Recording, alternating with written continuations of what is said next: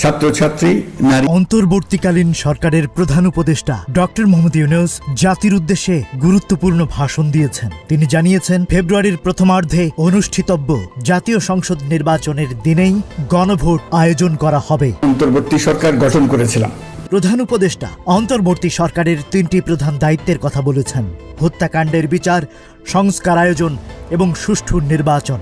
তিনি জানিয়েছেন, আন্তর্জাতিক অপরাধ ট্রাইব্যুনাল শিগগির প্রথম রায় ঘোষণা করবে এবং গুমের বিচার শুরু হয়েছে। জবাবদিহিমূলক ও কার্যকর গণতন্ত্র। তিনি বলেন, সকল বিবেচনা করে সিদ্ধান্ত নেওয়া হয়েছে যে জাতীয় নির্বাচনের দিনই গণভোট অনুষ্ঠিত হবে।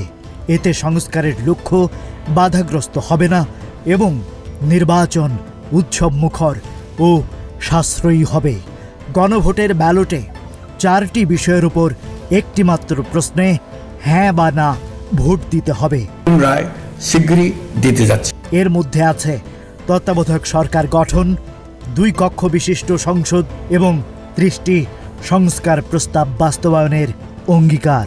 গণভোটে হ্যাঁ ভোট সংখ্যাগরিষ্ঠ হলে সংবিধান সংস্কার পরিষদ গঠিত হবে, যা 180 কার্যদিবসের মধ্যে সংবিধান সংস্কার করবে। এর মধ্য দিয়ে জাতি নতুন বাংলাদেশে প্রবেশ করবে। আপনাদের জানাতে চাই যে রাজীব রায়হান, নিউজ ফ্ল্যাশ 71।